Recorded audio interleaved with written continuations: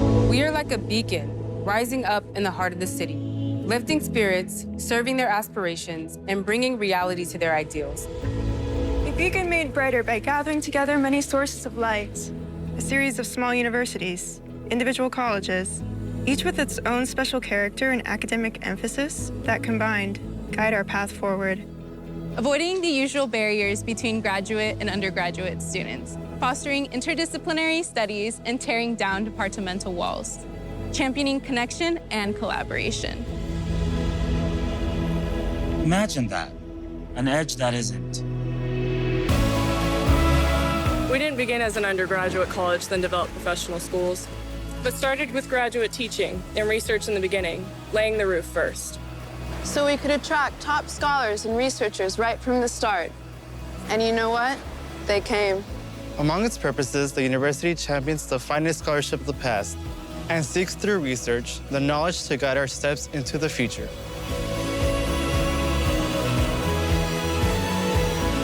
Guided and inspired by our founders, we're a university founded on the edge, and we continue to thrive on the edge of tomorrow.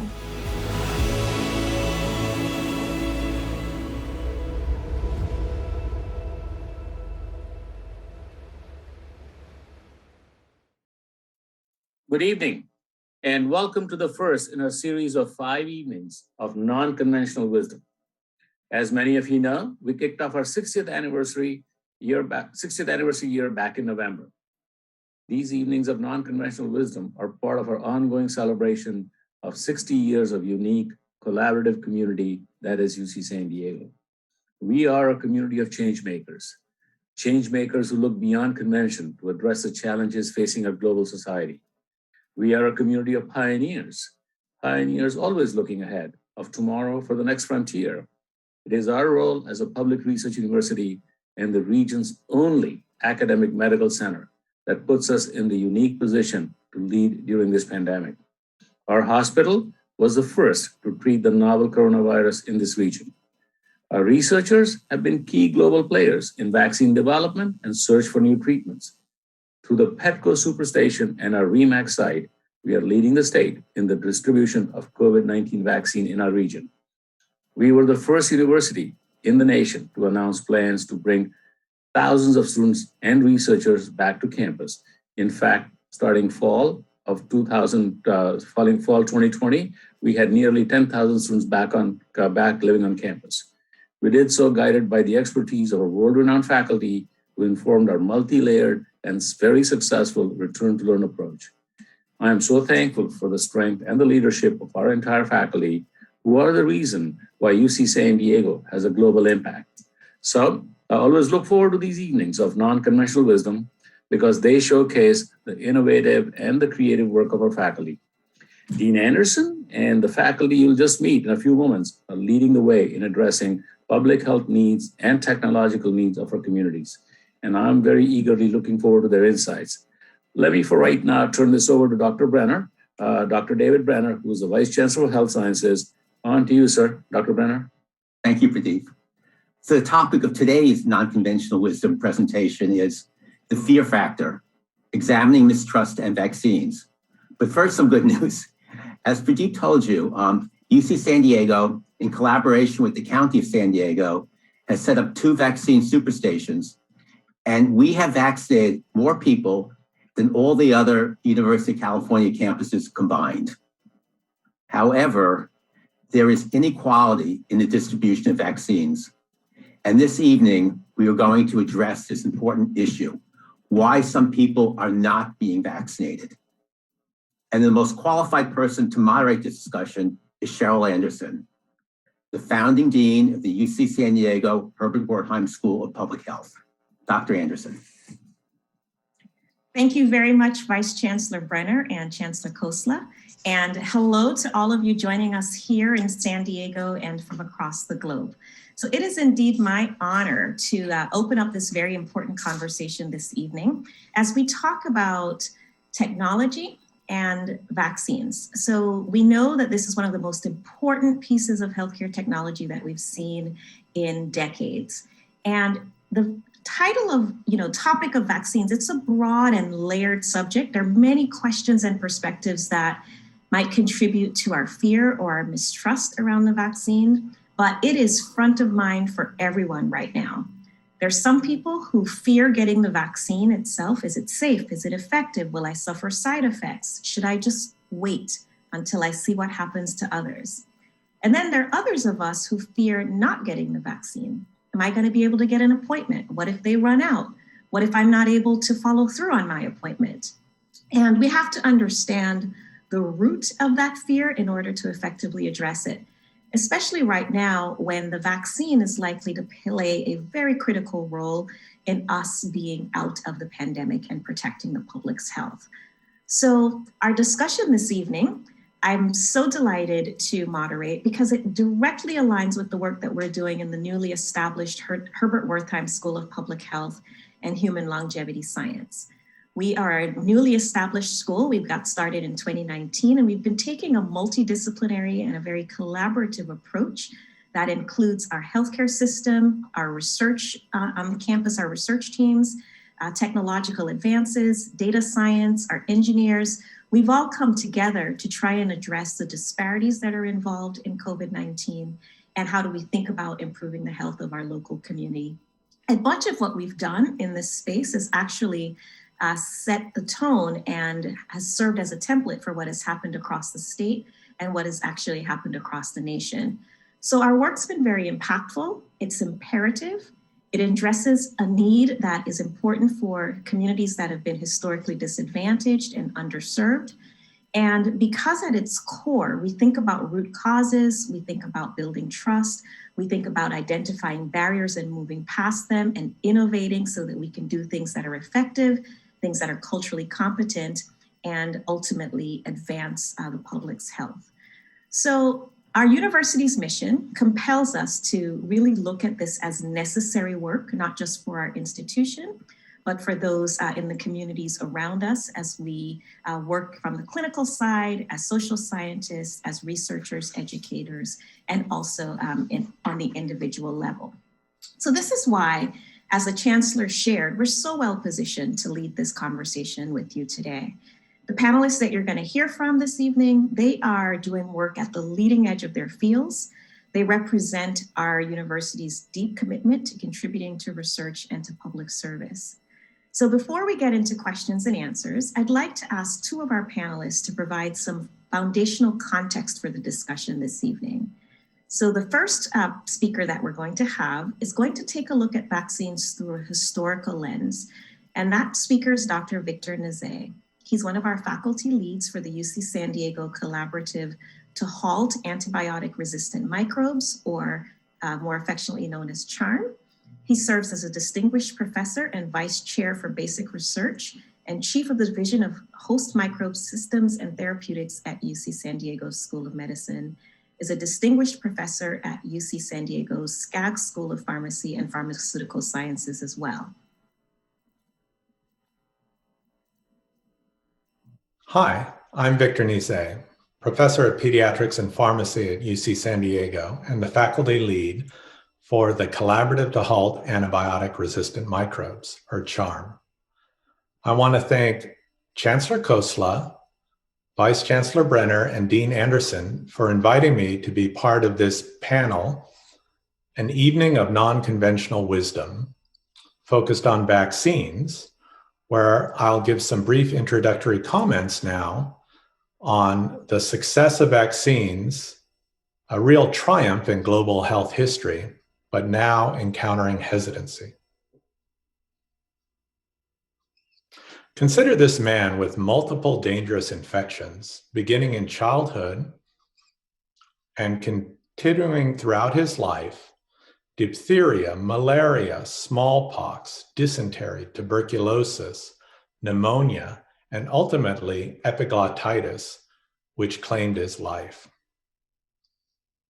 Was this a sickly individual, immunocompromised, poor and lacking access to doctors? Actually, none of those things, and you might just recognize him because today is his birthday, George Washington, which goes to show you that in an era prior to vaccines and antibiotics, even the privileged were susceptible to recurrent, even life-threatening infections throughout their lives. All of these diseases are vaccine preventable, and the others treatable with antibiotics. 3 centuries ago, in 1721, in the town of Boston in colonial America, the knowledge of an African slave, Onesimus, introduced the concept of immunization to America and was responsible for the first successful public inoculation campaign. Boston was experiencing an outbreak of deadly smallpox, and Onesimus, from his West African roots, knew from folkloric medicine that the juice of a smallpox skin lesion, if collected and injected into another individual, could protect them against disease. And in Boston, 280 individuals were inoculated by his owner, Cotton Mather, and a doctor, Zebdiel Boylston, and experienced only 2.2% mortality.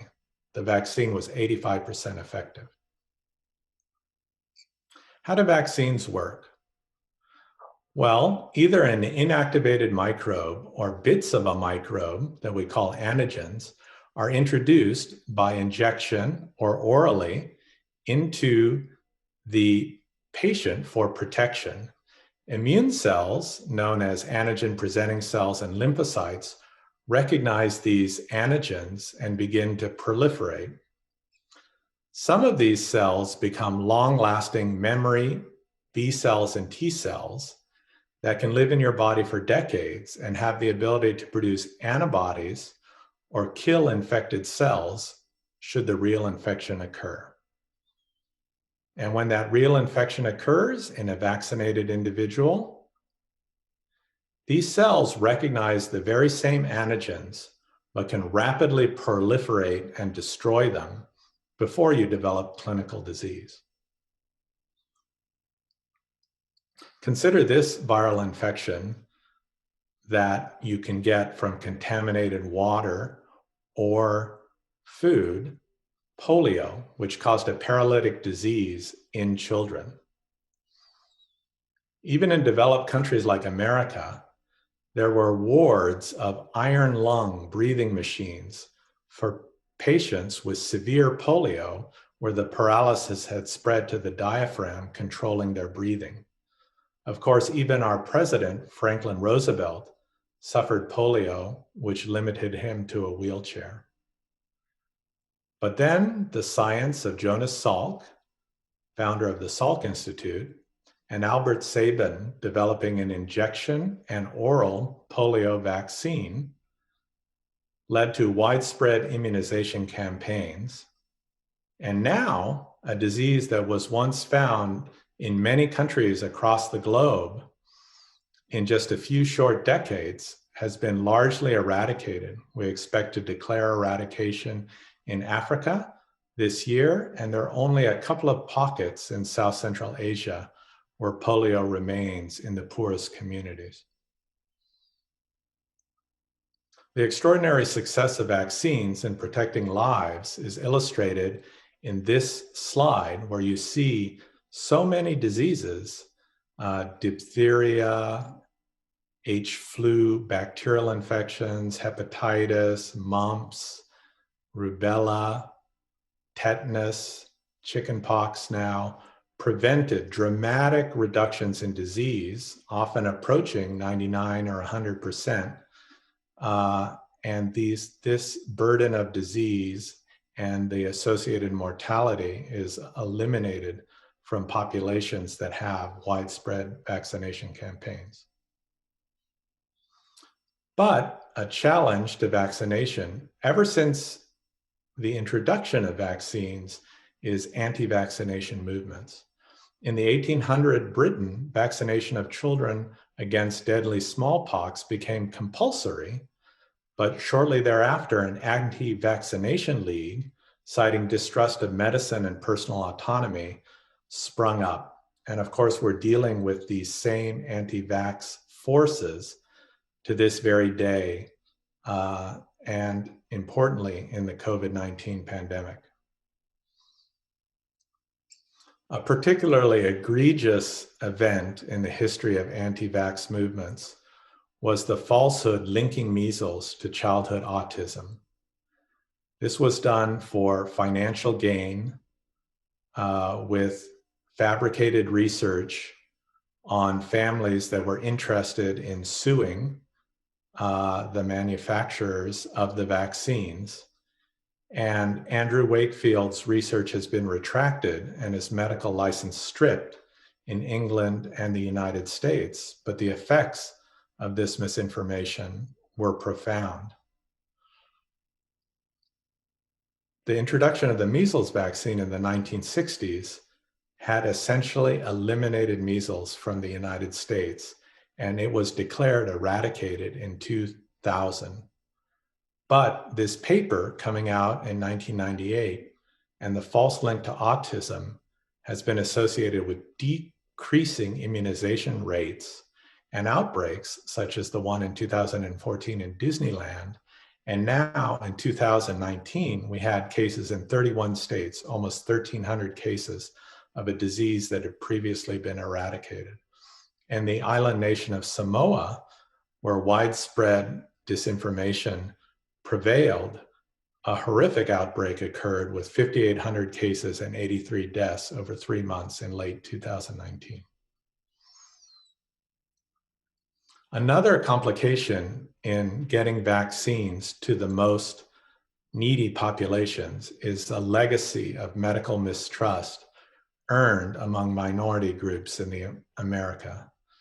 There was the terrible Tuskegee study of untreated syphilis in the African American male in Alabama, widespread sterilization campaigns among women in Puerto Rico, and the quote unquote diabetes project in the Havasupai tribe in Arizona that led to extensive genetic testing without consent.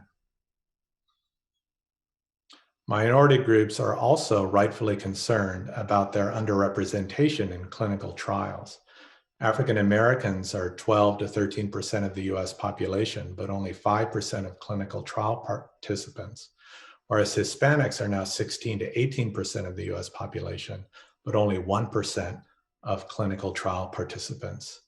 They worry that their unique associations and knowledge of effectiveness may not be accurately represented in clinical trials. As a pediatrician, I confront childhood vaccine hesitancy among parents. Questions include, will too many vaccines overwhelm the immune system? Shouldn't we space the vaccines out? Of course, the link to autism. And are there harmful ingredients in vaccines? People worry about mercury or other things that are known to be present in vanishingly small levels or not present at all in the most modern vaccines. And some people wonder if it's better to get the natural infection. We saw that with false herd immunity approaches during COVID-19. As a pediatrician, one acronym that we use is CASE. Corroborate, acknowledge the parents' concerns. I certainly wouldn't want to give your child a vaccine if there was any chance it could cause autism. Talk about yourself and your expertise. As a physician and parent, I've extensively researched vaccines as well as autism and studied the data about any potential linkage, and then revealed the science. Multiple studies, epidemiologic and experiment, have disproven any link between vaccines and autism. Yet, if you don't get vaccines, your child can get infections that can cause severe symptoms or worse, and then explain or advise them. Your child is due for vaccines, and I strongly recommend he or she receive them in order to be safe. So with that brief introduction, I want to thank you. I look forward to the panel discussion and turn it over now to Professor David Smith. Davey, for the discussion of COVID-19. Yeah, thank you very much, Dr. Nizet. And I would like to introduce Dr. Davy Smith before he begins. He is an infectious disease specialist and translational research virologist. And since the outbreak of SARS-CoV-2 in 2019, he's been actively engaged in the international effort to find safe and effective treatments. Currently, he's the International Protocol Chair for the Active Treatment Study, which is part of the US government's Operation Warp Speed efforts to find effective therapies for those in the very early stages of COVID-19. Dr. Smith is going to give us a bit of the science of vaccines, especially as it relates to COVID-19. Hi, my name is Davy Smith. I'm the Chief of Infectious Diseases and Global Public Health here at UC San Diego. Today, I'm going to talk about COVID-19 vaccine efficacy, safety, and hesitancy. So let's talk about the COVID vaccine production process. Usually it takes years for the research, preclinical prep, clinical trials, approval, manufacturing, distribution. It usually takes 8 to 15 years to get a normal vaccine. But lately, we were able to do COVID vaccine under Operation Warp Speed within about a year to a year and a half. How did we do this? Well, the old adage is time equals money, but here it was all about money equal time to speed up the development and validation process. So there's many types of coronavirus vaccines that people have tried. One is the DNA and RNA, which I'll talk about. There's also a live attenuated where you make a virus weaker and then use it as a vaccine. You can also use an inactivated virus. You can take a virus and chop it up into little pieces called subunits and try that. There's also the viral vector form where we take a benign virus, put in parts of the coronavirus to turn it into a vaccine.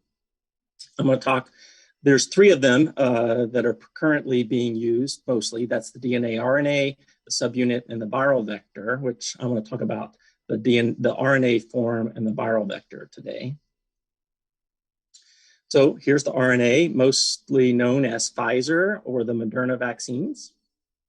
And they work in this way. So you have an RNA, which is basically a genetic code. And in that genetic code, it carries the spike protein of coronavirus. It's put into a cell called a dendritic cell or an antigen presenting cell. And inside the cell, it reads that genetic code to turn the protein to make the spike protein. It then puts it on its little fingers. Those little fingers touch out to CD4 helper T cells, which are parts of the immune system, which stimulates B cells, which then make antibodies. Those T cells can also interact with another type of T cell called CD8 T cells, which then can recognize infected cells and kill them. So how well do these vaccines work? Well, this is the Pfizer vaccine. On the y-axis is the cumulative incidence, which means the number of new infections that happened in the trial. And on the y-axis, on the x-axis is the days after the first dose. You can see there in the blue-purple color, the people who got placebo continued to get new infections, while the people who got the vaccine, there in the red, stopped getting their infections. And that little box that's up at the top showed that those 2 lines started to diverge about 7-8 days after getting the second dose of vaccine. The vaccine efficacy was around 95% of preventing severe disease about 7 days after the second dose.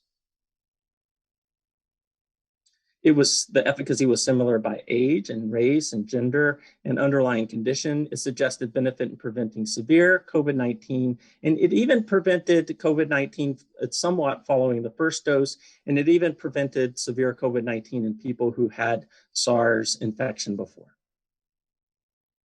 It was had more frequent side effects in people who were younger, and the reactions were more frequent after the second dose.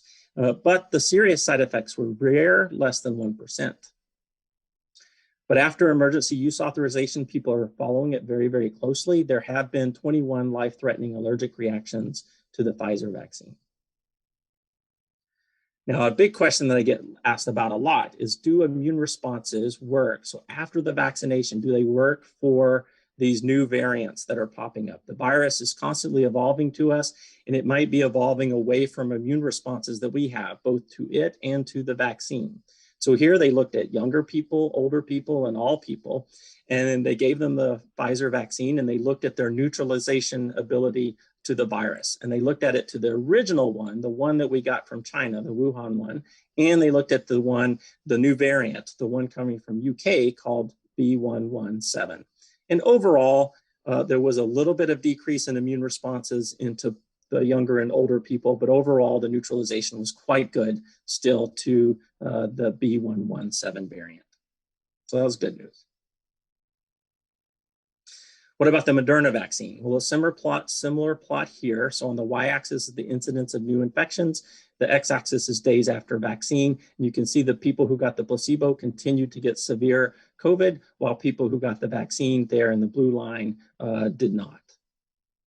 And the efficacy was around 95% for the mRNA vaccine from Moderna.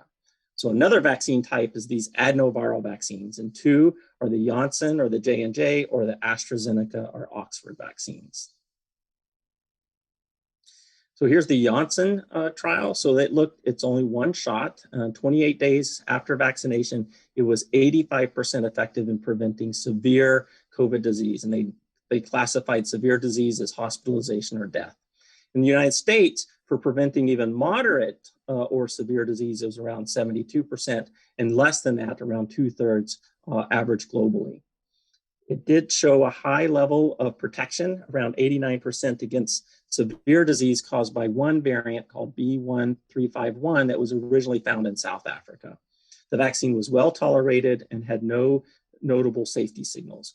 And over here in the box, you can see that for severe disease, around 49 days after getting the first vaccine, it was 100% effective, no matter where in the world you were. It also was very high efficacy across the world, around 85% for even severe disease, so hospitalization. And then at moderate disease, it was still pretty good, pretty well efficacious at US, Latin America, but it did start to drop off. So there was some signal that the variant was decreasing the efficacy of that vaccine. Another vaccine that's similar was the AstraZeneca, also using an adenoviral vector. And here are the plots, and those in the blue lines are now the ones who received the placebo. So they were the ones that continued to get infection, while those in the pink line or red were the ones that got the vaccine. And it showed that the vaccine was pretty efficacious. It was a 2-dose vaccine. So 64% of people did not get severe disease after the first dose. 70% of people did not get severe disease after the second dose. But there was a strong signal that the vaccine did not have much efficacy against the B1351 variant, the one found in South Africa. However, these studies are ongoing to figure out exactly what's going on with that vaccine. So let's talk about vaccine hesitancy for a while. There's been a lot of misinformation and disinformation out there in social media. There's also a historical lack of trust in healthcare systems, especially in oppressed minority and underrepresented groups. There's a history of mistreatment in those groups by the medical system and even unethical experimentation. So we can understand why people might be hesitant about some vaccines. One of the ways that we can overcome that is to have a very transparent review process. And here's just 2 links showing the Pfizer review and the Moderna review, many hours of scientists talking about the safety and efficacy of these vaccines. I strongly recommend people to take a look at the process. There's also a big concern that the process moved too fast, especially considering how we normally do vaccine processes. But hopefully this transparent process allows some of those fears to be put to rest. There's also some religious concerns, but just be clear that there was no human fetal or stem cell tissue used for any of these vaccines developed. So here's some open questions that people ask me.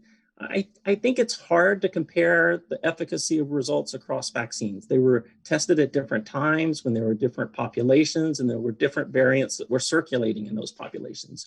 So it's really sort of hard to compare those apples and oranges.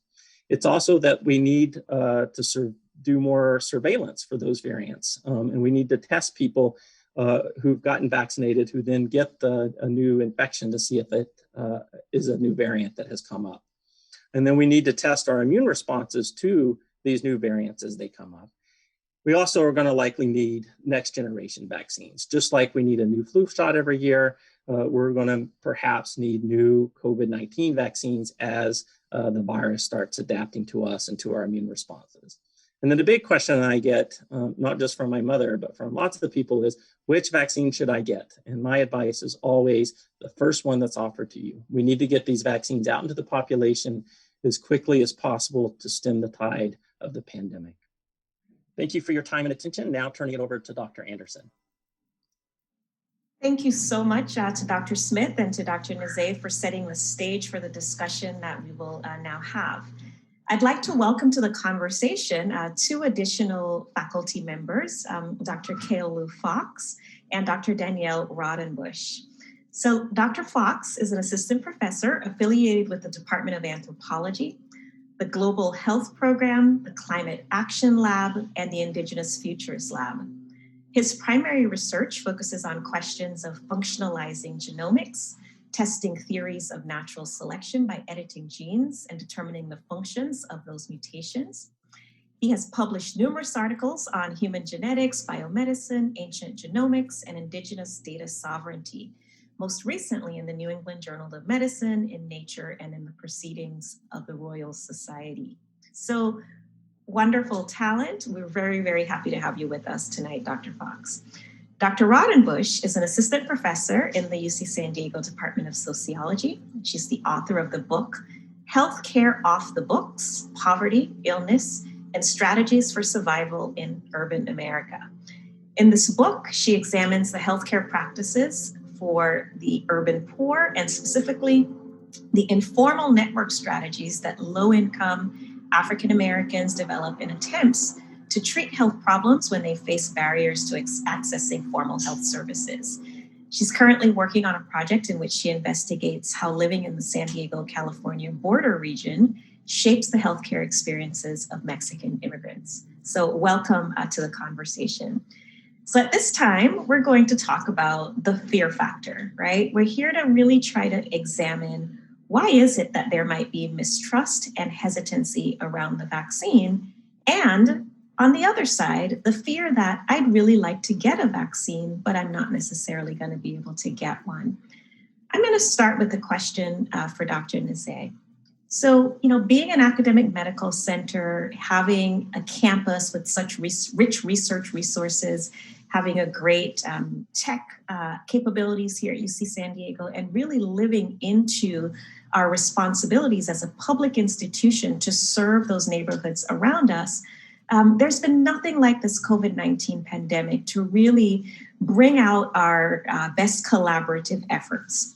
And so in thinking about those collaborations, we have not only had a return to learn program for ourselves on the campus that has allowed us to live alongside the virus a bit. And we're all excited now that the vaccine is here, and there's quite a bit of enthusiasm from the campus level. However, in talking with our campus partners, we realized that there are some fears and some concerns within the parental communities of our children of K through 12 age groups, within the education community where people are teaching our children in the K through 12 age group. And my question for you is, what would your work tell us, particularly as a pediatrician, as someone who does research in this space? What does your work tell us about how we might think about school-aged opportunities right now as we manage through the pandemic with the vaccine coming into view?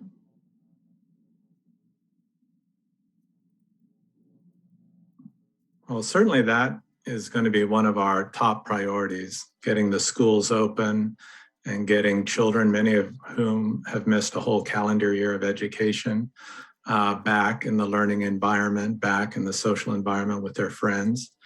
And I think that the vaccines are the big turning point here.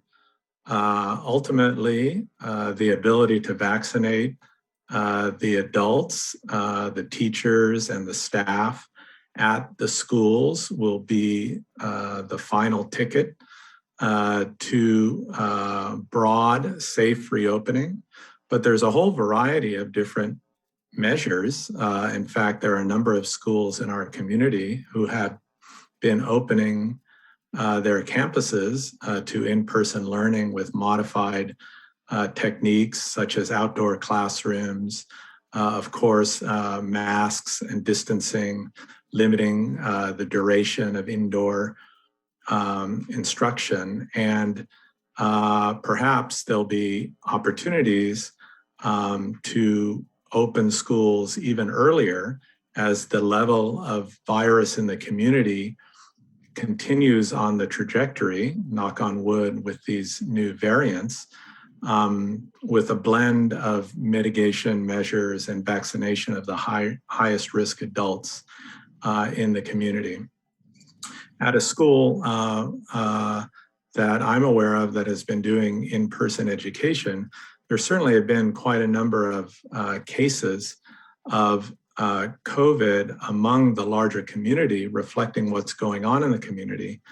But every single one of these was caught or encountered in the student or teacher's everyday life off campus. We had no evidence of on-campus transmission. Yeah, thank you for that perspective. You know, this is something that, you know, as a mom of a middle schooler, I think about, you know, every day, and, you know, my friend circle thinks about every day, and I know for many of you on this panel is a concern also. And so I really appreciate your perspectives there. Let's turn a little bit now to the fact that here in San Diego, you know, we're pretty fortunate in that our latest polls from my conversation with Supervisor Fletcher last week suggest that 80% of people living in our region want to get the vaccine, right? So we now have a potential here in our region to accomplish that wide population immunization opportunity that we often think of as herd immunity. But that's not the case everywhere. And I am certain we're having people join us this evening from, you know, all across the nation, and this will be viewed by those across the globe. So I want to talk a little bit about hesitancy that might be influenced by one's culture, ethnicity, socioeconomic status.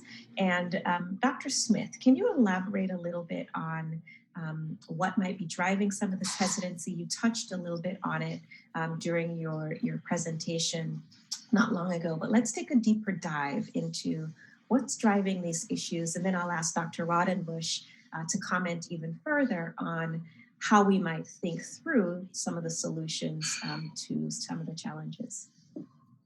Sure, thank you. It's very complicated, and it's definitely not a one-size-fits-all issue. Historically, the medical community and the medical research community has treated the most vulnerable of us, the most vulnerable communities, oftentimes very poorly. We can see it oftentimes not just in research, but how we deliver medical care to our communities and to our neighbors. And that sense of lack of equity translates when we're starting to go out and say, we really need your help in facing this public health crisis. So here, take this vaccine. And they're like, why didn't you give me medical care beforehand? Why didn't you give me access to these things ahead of time? But now it's for you because it's a public health. And that sort of mistrust, and as I just heard, distrust is reasonable for communities. And I think that's something we have to tackle head on. So I'll pass over. Yeah, so Dr. Raudenbush, can you tell us a little bit more about what you have been learning in your research around mistrust that persists, particularly in communities of color, and some of this deeply rooted factors that we're going to need to try and understand really well as we hope to get everyone in this country vaccinated? Sure. Excuse me. So I think in communities of color, oftentimes we hear about this distrust as coming from kind of historical events, right? And these are very important, right? So in one of the earlier segments, Dr. Nizet talked about the Tuskegee study, right? And the full title of the Tuskegee study was actually the study of untreated syphilis in the Negro male, right? This was one example, one historical example where minority people were kind of systematically mistreated, right? The men in the study had syphilis, many of them had syphilis. They were denied treatment, which was penicillin, even after penicillin became kind of the standard of care for this disease. So there are these kinds of historic events that contribute to distrust in these communities, right?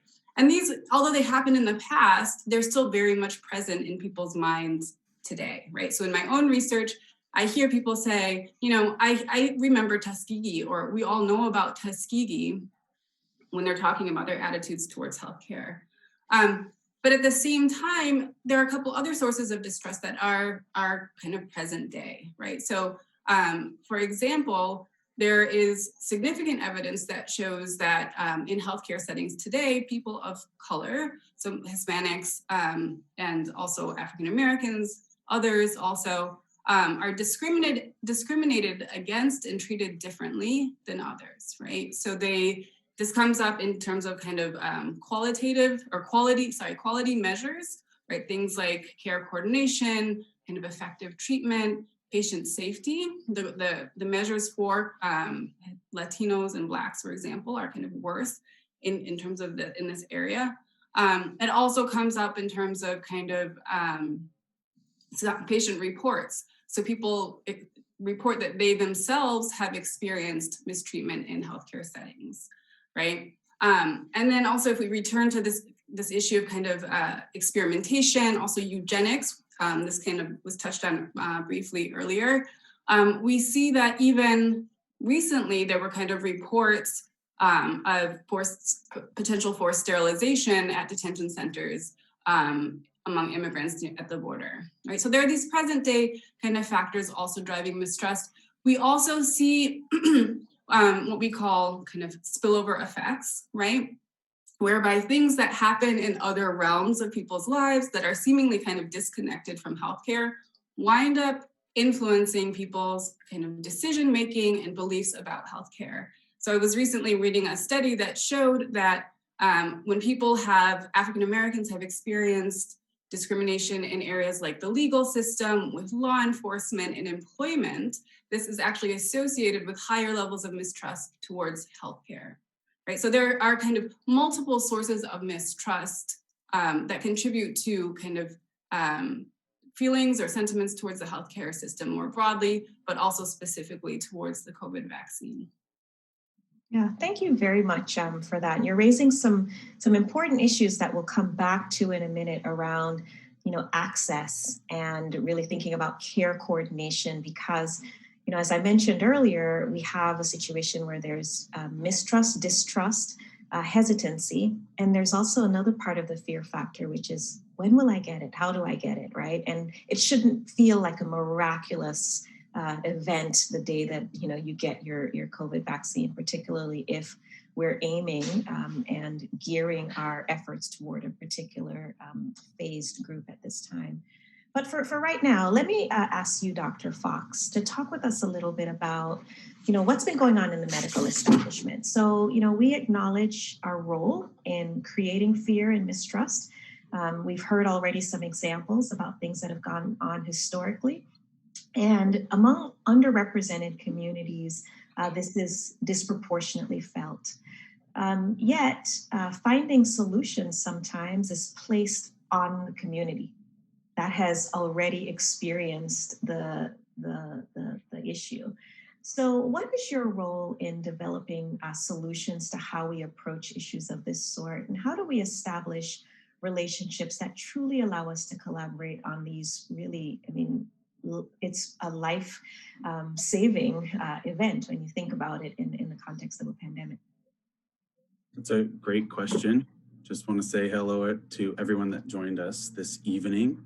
There's a lot to unpack there. So specifically with regard to this idea about historical mistrust, I think Professor Raudenbush really put that really elegantly in terms of understanding why there's this hesitancy.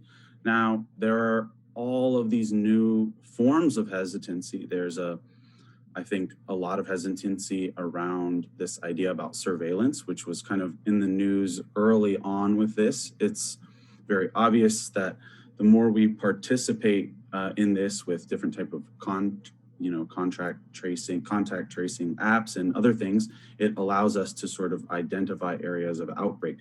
So let's first take a global turn and think about the deployment of these massive vaccine programs. In a place like China, they're not deploying the vaccine in an age group that's above 59 years old. Their strategy is increased surveillance, which people in America might be more sort of hesitant about in terms of, am I going to allow these systems to follow me with my phone? What's the added benefit to this? I can assure you, a lot of this stuff is very safe, and the more we participate in some of those systems, this will reduce the sort of not all of, but some of the ill effects that are happening because of this COVID-19 pandemic. On the other hand, you're allowing institutions to collect your data, and that data is commoditized in sort of unique ways and integrated into this sort of big data system, which is the #1 commodity on planet Earth. But I would counter that and say that if we don't create more of a harmonious data sharing environment, we don't have vaccines that are deployable in less than a year. So there's this kind of two sides to the coin in terms of our hesitancy to participate in this and the way that we participate collectively. And a lot of these technologies have not come together in the last or 11th hour. A lot of these technologies have been developed for decades, but they've collided in these unique ways that have enabled the recombination of these technologies, which allows us to deploy these vaccines. And the numbers are astonishing so far. There's going to be all kinds of reports coming out of Israel showing the efficacy of this Pfizer vaccine in that country, showing that it's reduced the burden in different healthcare systems in their country, showing it's reduced infection rates, many of these things. And I think when we have skeptics in our community, really, I want to tell the public, it's also your job from the grassroots point of view and perspective to provide people with data and the things that you know, and point them in the direction of, data that shows that these vaccines are working.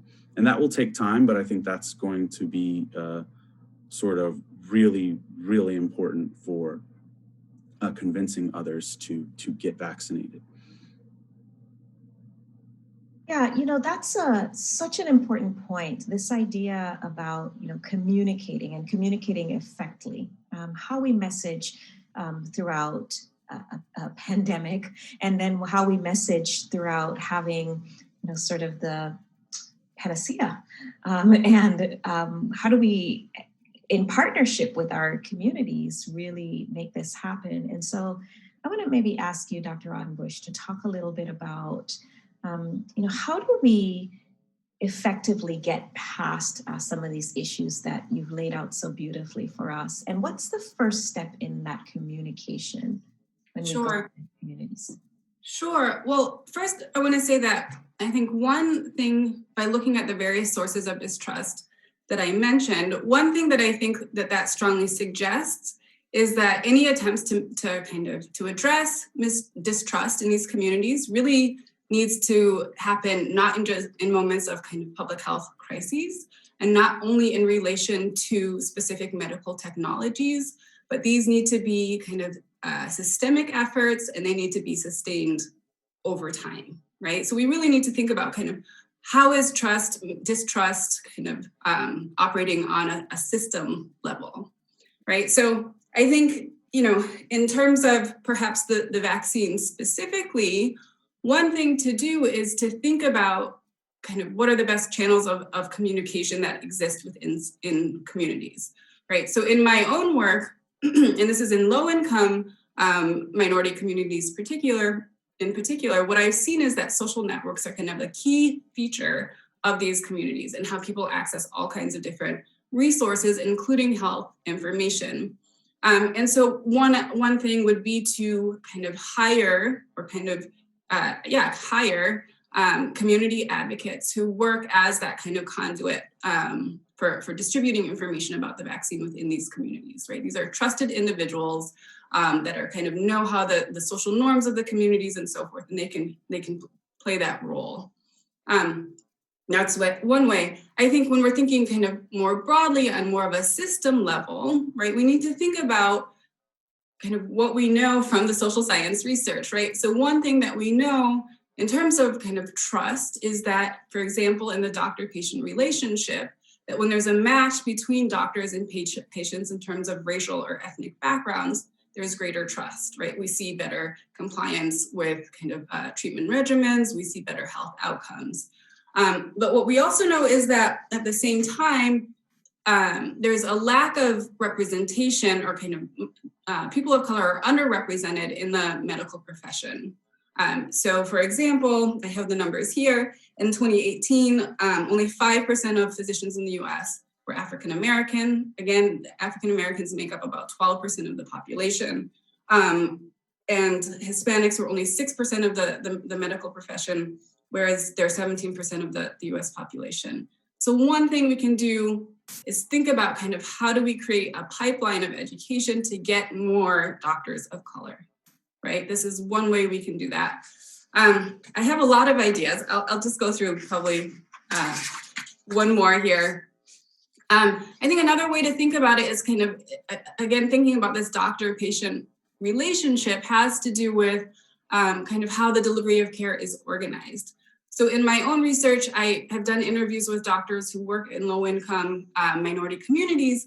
And I remember one interview in particular, and this doctor said, you know, with African Americans, you have to take the extra time. You have to walk, you have to put in the extra work to build that trust, because it's not automatically going to be there, right? And so how do we create a system where doctors can get to know patients as people, right? And where do patients get to know their doctors, right? And one easy way to do this is to give more time to doctors to actually interact with patients, right? So these are a couple ideas. I could go on and on about this. I'll give someone else a chance. Yeah, so you've brought up a really interesting point around kind of sources of information, right? And whether or not there's concordance across the patient-provider plane, and how that might impact, an interaction that leads to a trusting exchange of information. I want to bring Dr. Nase into the conversation here to talk a little bit about what are the sources of science that you find that the general public is relying on, and how has that impacted our ability to trust what we know about or what we hear about vaccines?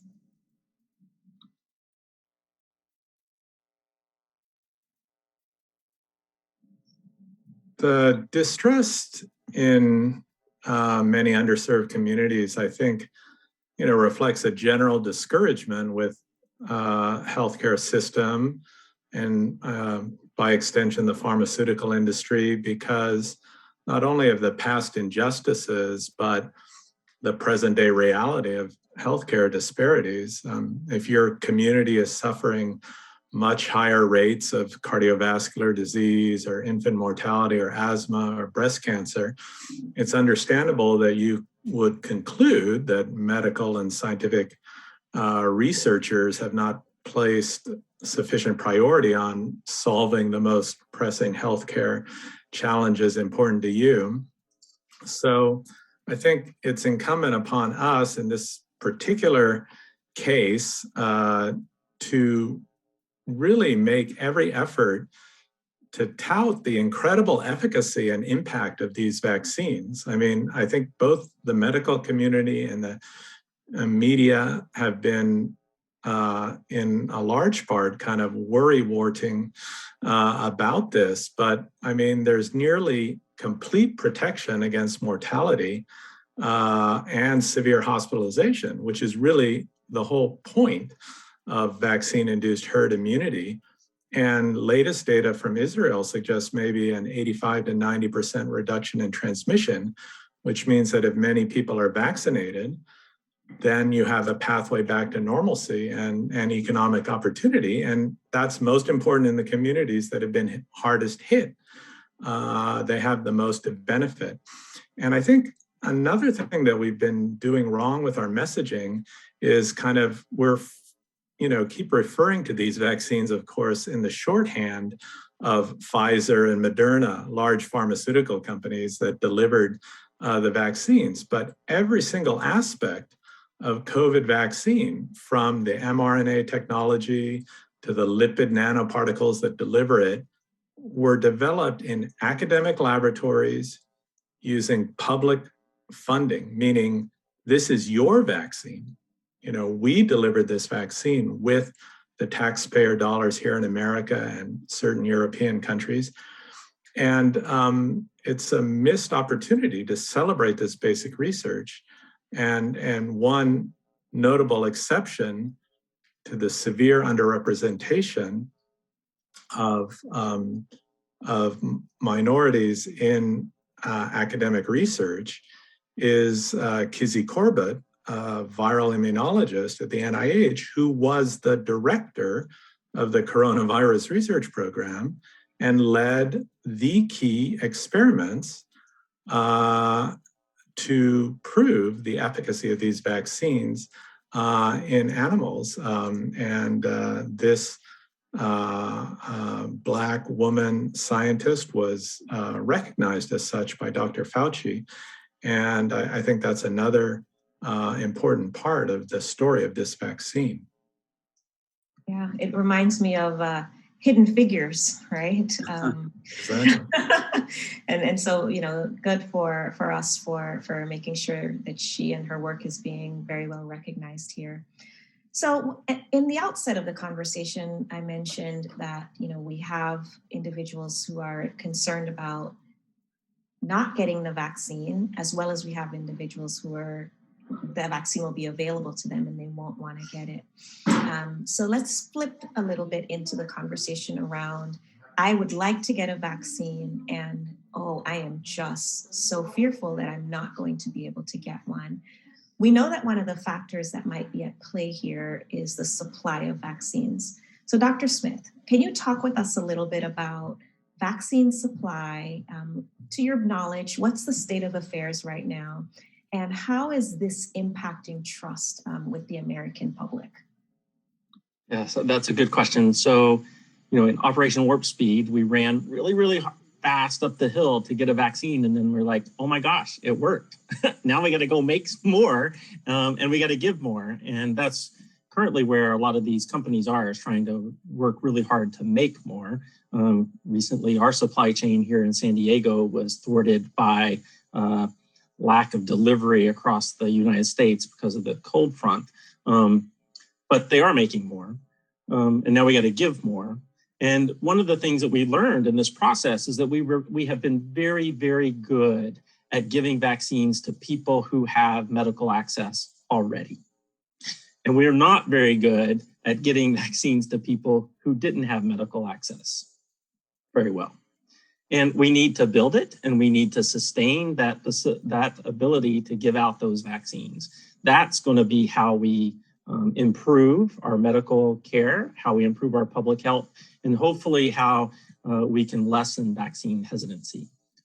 We should make vaccines as easy to get as possible, going door to door, whatever it would take to increase the ability for people to take vaccines, take away all those barriers. But if I don't have good access to healthcare, there's my barrier automatically. I don't have a doctor that I normally go to. I don't have insurance that normally allows me to get vaccines in general. That's going to increase my barrier to get the vaccine, even if I wanted one. But if I was at all hesitant, then it's just going to be another roadblock. Yeah, you've raised such an interesting point about whatever it takes. So, when we think about great public health programs, we're often meeting people where they are, right? We're often thinking about, the fact that, we've got convenience stores open from 7 to 11. Let's make vaccine availability a convenience issue. We have 24-hour fitness, right? Let's keep the places open until we get all of the vaccines, utilize. We know that we're balancing this, however, with the availability of the vaccines, but I think we should aspire to, once the supply is strong again, having a system in place that really does allow us to meet the public where they are and to utilize some trends that we've already put in place for other services within our public health services as well. I want to talk with Dr. Fox a little bit about Indigenous communities. So I hope it's not news to anyone joining the call this evening that the burden that COVID-19 has caused has been borne disproportionately across various racial ethnic groups. And in Indigenous communities, in Black communities, in Latinx communities, and other communities of color, we need to think about tailoring the approaches, that, Dr. Smith says, whatever it takes. I say, 7, 11, 24 hours, doing whatever it takes, but with a tailored sense of what is important and what will work in certain communities. So given your experience working in this space, can you talk with us a little bit about how we might approach our work with Indigenous communities? Yeah, that's a great question. Appreciate the attention to Indigenous communities whose history is often swept under the rug. So I think one of the most important things to talk about is there are so many different Indigenous communities within the United States of America. It's really important that we don't lump everyone together, and we understand that there are these local complexities that are specific to each community. So you might have certain types of success in one community that isn't portable to another community, even comparing communities that might geographically be right next to each other based on the distinction of whatever their sort of political division is. So that's really important to think about as we plan and we deploy numbers of things. So early on in the pandemic, there was a lot of press reporting that there were all kinds of issues related to health disparity and related to even diagnostic testing initially. Now, when we're having this conversation about vaccine deployment with specific Indigenous communities in the United States of America, I think the results are a lot more promising. We're seeing individual Indigenous communities in the Pacific Northwest, for example, deploy various types of vaccines, which they commission and created relationships with, and even providing access to the vaccine for people that are not a part of their quote unquote registered Indigenous community. So I'd like to give them respect and acknowledge that because it's quite impressive. And with respect to my own Indigenous community in Hawaii, I think they're doing a stellar job. And I just want to give everyone just all the credit in the world. Obviously, it's an island, but there's a tremendous healthcare system there. And we are showing everyone aloha. And I think in the future, though, it's really important that we collect data throughout this process the right way, because this will not be the last pandemic, sadly. And as we think about the deployment of boosters and various kind of seasonal things, we can learn a lot about the data that we collect in that process. Hopefully, though, we respect human rights and Indigenous people's rights through these avenues in the development of Indigenous data sovereignty protocols. This way, we can have a smoother rollout, more efficient public health relations, and respect human rights. Wow, you have raised a really interesting issue around human dignity, right? And the promotion of human dignity throughout this process, where we don't want to make assumptions about what is going on with communities. We also want to ensure that when we make these potential solutions, whether it's around messaging or it's around vaccination promotion programs, that they are indeed with the voices that you so beautifully raised. I want to ask you, Dr. Raudenbush, about your work with border communities. So one of the distinguishing features of being a scientist at UC San Diego is that we are one of the few universities that sit so close to an international border.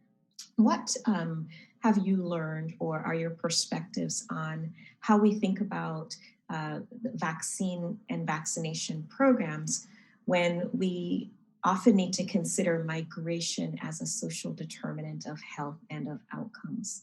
Mm-hmm. Sure. So, one thing I think that we need to recognize when we're thinking about kind of places like San Diego is the kind of heterogeneity of the immigrant population. If we're thinking specifically about kind of the Latin American population here, right? And heterogeneity, I think in terms of things like immigration status, right?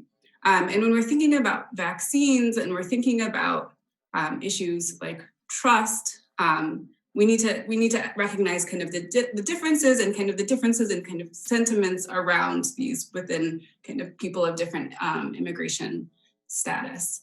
And so I think that, some of the issues that Dr. Fox was raising, having to do with fear of data collection, for example, is especially kind of prevalent in undocumented groups, right? So if we're thinking about kind of how to reach those groups, we need to think about the messaging around vaccines and the messaging around kind of how those groups will be protected in the process.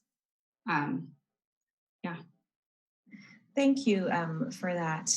I want to change gears a little bit. So we've covered, quite a bit around, what are some of the sources of mistrust and distrust in the system? We've covered issues around how we can message better to communities and how we tailor the approaches. And we talked a little bit about how do we get to communities, because supply is limited, and sometimes it's not so much that I'm hesitant about getting the vaccine, it's that the vaccine is here and I simply can't seem to get it no matter how hard I've tried. Another fear factor that I'd like to have us take a little bit of a look at right now is that around our children. And right now we have a vaccine that is available for adults, right? Clinically tested in adults. And even after we get all of our adults vaccinated, we still have our young people to think about.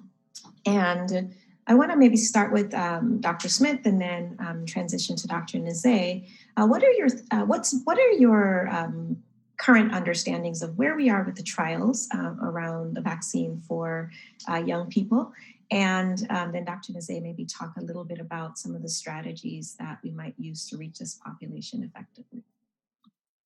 Sure, thanks. We're still in the process of doing those trials for young people. The big issue is that young people aren't necessarily little adults. So we need the clinical trials to figure out if it works for them. But our regulatory process says start with adults first, and if it looks good, then we can go and try it with kids. And we have to understand all of the risks and benefit that it entails, but we need those clinical trials to really know if it works in those groups. And that means we have to get them to participate in those clinical trials. And I see, we talked a lot about vaccine hesitancy, but there's a lot of parental hesitancy around vaccine trials for young people. What's also funny is that there's a lot of vaccine eagerness amongst teenagers. I probably get an email 2 or 3 times a day saying, hey, I want to participate in the clinical trial. And then sometimes the mom chimes in and goes, is it safe? And those are good discussions to have. And but that's where we are at the moment with these COVID vaccines. I can continue there. The Pfizer trial has completely enrolled the more than 2,200 individuals between age 12 and 17 that they sought for the extension of their mRNA vaccine into the younger ages. I'm on top of that because my son is a volunteer in that trial, appears to be in the placebo group by symptomatology. And I heard an announcement that for the AstraZeneca vaccine in Britain, a trial designed to go as low as age 6. But unless they hit all their milestones, it's going to be a while beyond the year 2021 when we get all the data back from children. It is very important to immunize children, of course, because they represent about 20% of the population. So in our goal to achieve herd immunity, because they can transmit the virus, that is a really important goal. Also, although the respiratory symptoms in children are much rarer, and we have not seen large numbers of children hospitalized with severe pneumonia that is the leading killer in adults, there is an unusual and still being figured out in terms of all the immune mechanism syndrome we call the multi-system inflammatory syndrome of COVID. And at a big children's hospital like Rady Children's, we are seeing several patients every week sick enough to be hospitalized in the ICU due to this syndrome where they have severe inflammation throughout their body in association with COVID disease. So we hope that vaccine will also prevent that rarer complication. But I think most people agree that opening the schools is not going to be contingent on the young children being immunized, but the at-risk adult and educators. Wonderful. Thank you both for those perspectives on our children. I want to spend our last moments together talking a little bit about the variants. So we have a vaccine. We are also going to be challenged by the presence of coronavirus variants. We've heard reports of variants coming out of the United Kingdom, of variants coming out of South Africa, of variants prevalent in Brazil. Dr. Smith, can you tell us a little bit about how these variants might be impacting our ability to trust what this vaccine is going to do for us? And what is the latest in information around these variants? Yeah, so variants, they're called variants of concern, and they are concerning. SARS-CoV-2 was living happily in a bat for hundreds of years probably, and then it jumped over to humans. And over the past year, it's rearranging furniture, so to speak, in us. It's making us its new home, and that means it's evolving to fit us into our immune system. And as it fits to our immune system, it's trying to evade our immune responses, our natural immune responses. When someone gets infected, the virus is being attacked by antibodies and it's trying to get away. And that evolution is the variation that we see. Those are the variants.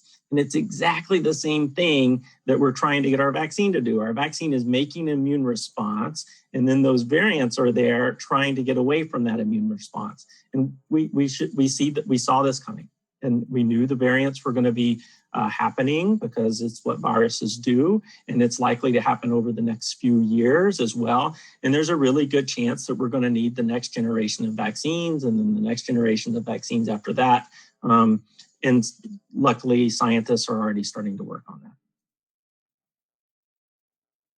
We are indeed lucky that we have just a tremendous capacity in this country and really across the globe to manage through the important technological advances that are necessary to get these variants under control. And, as a public health scientist, I'd be remiss if I didn't mention that, one of the ways for us to prevent variants from becoming more prevalent is to really do some of those basic public health orders that we've been really sticking to since the very beginning of this pandemic, because as we keep the prevalence of coronavirus low, we also will be able to manage the unregulated variants from coming to be.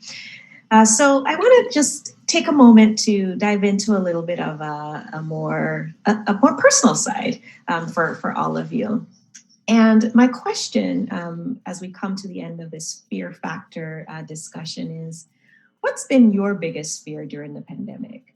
And, you know, as we're talking with the community right now, our San Diegans, our colleagues across this globe, how have you managed through those fears? Because I think that it hasn't been lost on any of us that, you know, these are very complex times. As soon as we think we have something figured out, something new comes to challenge us. And we've failed in some ways, but that's what happens when you're doing science. You just fail forward. And so maybe I'll start first with Dr. Raudenbush and then work my way around. But, you know, what's been your biggest fear during the pandemic and how have you managed it? So on a personal level, you mean? Yes. So I think in my personal life, it's the fear of the people I love and care about getting sick, right? And becoming very sick, especially knowing kind of what looks like, what this disease looks like in communities of color, right? Worrying about, you know, parents and aunts and uncles and siblings and so forth. So what I've done about it is to think about what I can actually control and what I can't control. And what I can control is the amount of information I get in terms of kind of the guidelines. And then basically just to hound everybody I know to follow the guidelines that are out there. So, yeah. And then, I mean, I also worry on a level about the communities in which I do my research. Very, you know, it's something that keeps me up at night because I know that they are just so hard hit. And I don't know how some of these communities are going to kind of bounce back because they've been so devastated. And that I don't have a solution for, but that is another thing that has really, I've had to grapple with a lot. Yeah, thank you for sharing that wisdom. I think we can all relate to that. Dr. Nizet. Well, yeah, certainly in the family, there were concerns. I have two parents in their mid to late 80s who are now fully vaccinated. And that was certainly a long, better part of a year waiting for that protection. I've always had concern about the fatigue, COVID fatigue that hit people. A global pandemic is certainly something that you have to be in for the long haul. And obviously the countries that succeeded the best in their national response to COVID hit it hard with a tremendous amount of unity and following the public health guidance. As the pandemic extended, even with worsening epidemiology and higher rates of new infections and mortality, we saw, large segments of the population also loosening their precautions and out, mingling with one another in house parties and other settings. And it's very easy to find supportive voices or supportive information on the internet to basically help you believe in any possible position or science. And my worry now is if that spreads to a larger distrust in science, especially when it becomes politicized, that you have to take a stand one way or another to demonstrate allegiance is concerning to me, and something we're still going to grapple with, because this will not be the last great public health challenge we face, certainly. Yeah, thank you very much. You are absolutely right. And those dimensions we didn't really get into this evening. We've had some important conversations and dealt with some really key aspects. That one, if people have questions about it, we'll certainly, be happy to answer them after the show. But you've touched on a really important piece of why mistrust and distrust has been so prominent throughout the pandemic. Dr. Smith, what's been your biggest fear during the pandemic, and how have you managed it? I've had three big fears. One is that my parents do not follow directions. It's just, and they don't listen to me. They want to hear it from a real doctor. I don't know what to do. So the second part was that what I learned early on is that I needed to go out and talk about it. I needed to go and tell what public health measures were important and why they were important. And I don't like talking to reporters. So that was my second biggest fear. And I even went so far as to call my parents' local news station and just became their regular expert so that I could talk on the news and then they could hear it on the news from me on their TV. That was my number two. Didn't like it at all, had to be done.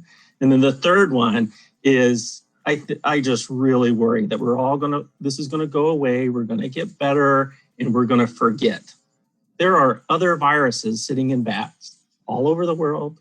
There are viruses in all sorts of animals, and they're going to jump over to us. I can remember when HIV came over. I can remember when Zika. I can remember Ebola. Ebola right now is getting ready to pop out again.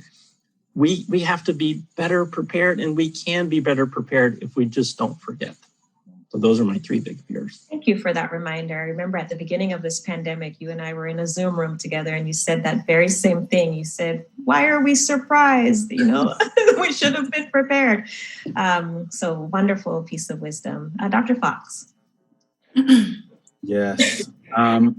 Just like everyone else, I'm really chiefly worried about my parents. They're a little older. My mom lives in a really rural place in Hawaii. My dad also has just a really hard head, so it doesn't really matter what I say. There's a lot of hesitancy there, so going through those things, and then everyone else, obviously, like my partner, my family, my friends, we worry that our loved ones will be affected by this. And then there was this other lingering fear of, I hope I'm not, if I was to contract COVID, am I bringing it around other people? How do I kind of socialize? How do we find some sort of normalcy? I think there was like a huge fear factor around that. And then early on in the pandemic, kind of beating around the bush here, but I think that there's something really important. Science is not independent of politics. And I was really, really concerned with our previous administration's decision-making around what was an unprecedented global health pandemic in this big data era. And there were just so many miscues and poor decisions. And then that brings me to the last thing, which is this idea around talk about data and you talk about stats. Look into it, see where it comes from. Did you get your data and your ideas from YouTube, or was it from the New England Journal of Medicine? And understand that these are two different standards for the way that we communicate science and ideas around health. And that's just so important that we create this fluency around that type of literature now and in the future. Wonderful. So I want to add just one more thing that Dr. Smith made me think of. And this has to do with kind of the awareness that the public, government officials, and so forth have gained around kind of racial health disparities because of this pandemic. So all of a sudden, it's kind of something you see in the news all the time. It's kind of in the air that people are thinking about this and talking about it. And so I guess one fear that I have is that when things have calmed down, we'll stop thinking about it. It won't be in the news. But the fact is these health disparities are longstanding, right? And they exist across many, many different health measures. So it's something that we have to keep thinking about and keep talking about. Wonderful. Well, on that note, we're coming to the end of our time together this evening. And I want to thank you panelists for your insights, your perspectives, and really for the transformational work that you're doing in addressing these pressing public health needs in our communities. The subject of fear and mistrust around vaccines, it's really broad, and we've just scratched the surface here this evening. But for our guests who are joining us, I encourage you to send any questions that you have for our panelists to the email address that's going to be listed on our screen, and we'll follow up with responses to you. So thank you so much for joining us this evening. I hope this has been a wonderfully educational opportunity for you. Have a great evening, and I'll turn things over to Chancellor Khosla. Wow, that is the only word that comes to mind. I am actually amazingly flabbergasted and impressed by each and every one of you. Dean Anderson, thank you for your ability and of being an extremely spectacular moderator. To our faculty members, I want to say I'm always in awe of our faculty. I tell people all the time that I'm the luckiest person. I don't have to pay for any course, and I can learn from the best in as small increments. And this was an amazing tutorial for me on the vaccines, the history of vaccines, and the sociology and the societal impact. So thank you to each and every one of you. Thank you for your vision, for your leadership, for making us such a great place. And to Dean David Brenner, Vice Chancellor David Brenner, I want to say thank you for your leadership. We are really proud of our health sciences. We are proud of our social sciences, arts and humanities. We're proud of everything. I'm proud of each and every one of you.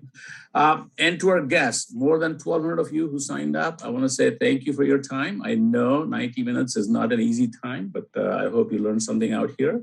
And I hope you'll join us again in March for the next event in our series of Evenings of Nonconventional Wisdom series.